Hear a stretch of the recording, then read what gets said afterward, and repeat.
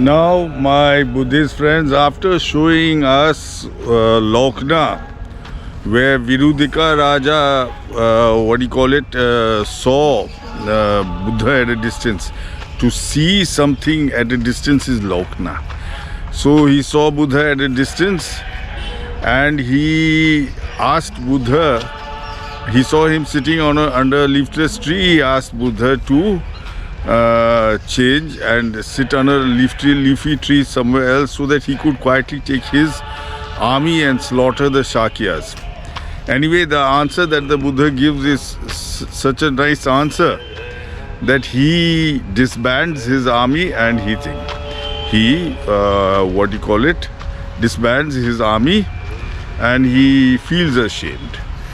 Anyway, after that, Zhang takes us northwest of Lokna, northwest of Lokna, where Virudhaka Raja's hatred for the Sakyas overtakes his sense of right and wrong.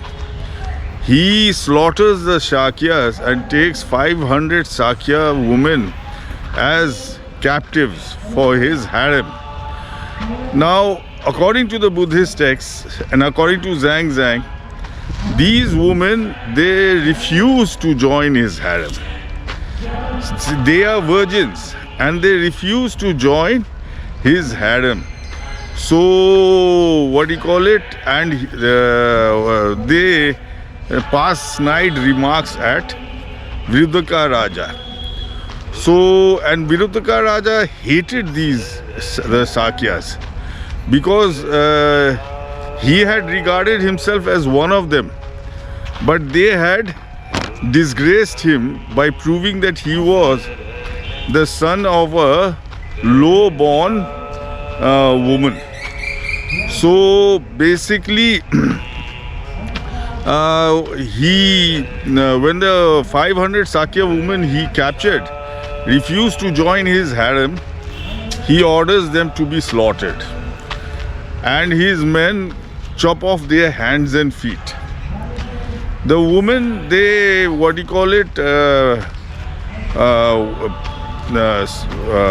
cry out for help and cry out for mercy, cry out to the Buddha.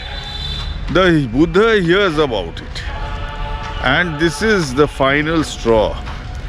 Anyway, he sends one of his disciples with his robe to prepare them for their next life, for a better life, for a heavenly life.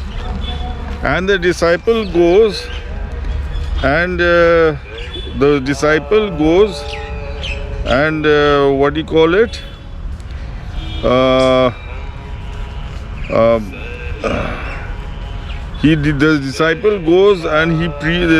prepares them on bonds of 5 desires, misery of transmigration in evil ways, pain of separation between loved ones, and the long period of birth and death. This is preached to the dying woman to prepare them for their next life. Now, the best part of this is Zhang points out the Stupa.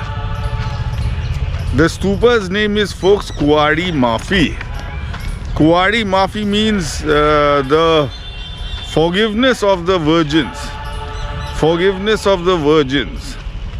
So basically, and later on, a Brahmin collects all the women's bones and he cremates them. So I think there is a possibility that now, of course, a village has settled on top of Kuari Mafi. Kuari Mafi meaning the forgiveness of the virgins, the 500 Sakya virgins. So basically, I suspect some of their relics may be in Kuari Mafi Stupa. Of course, a village has settled on top of the stupa, and by doing so the villagers, their ancestors kept the name Kuari Mafi alive. So folks, this is the story of the slaughter of 500 Sakya maidens, at which the Buddha, he gets angry. He gets angry, and then he passes, predicts the Virudhaka Raja's death within 7 days. After this incident, after the 500 Sakya maidens die, the Buddha predicts Virudhaka Raja's death in 7 days.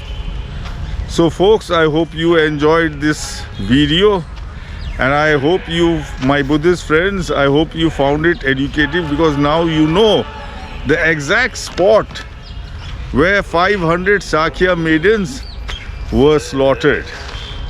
And I'm sure you all have read this story. So my Buddhist friends, you must thank Zhang Zhang for writing it in such a manner that I could find out the place, search out the place. And thanks, a very big thanks to Ashoka, wherever he is, wherever his soul is. He secured all these stupas and gave them the names. And folks, because of the stupas and the names, we now know exactly where these incidents happened 2,400 years ago. So folks,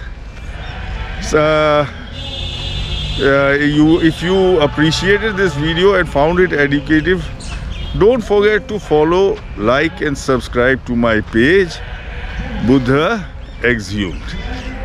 And folks, don't forget, my Buddhist friends, to come and pay homage to the stupa in the village of Kuari Mafi, to the exact spot where 500 Sakya maidens were slaughtered by Virudhaka Raja. They were all, caste females of the clan of the Buddha. They belonged to the clan of the Buddha. Thank you.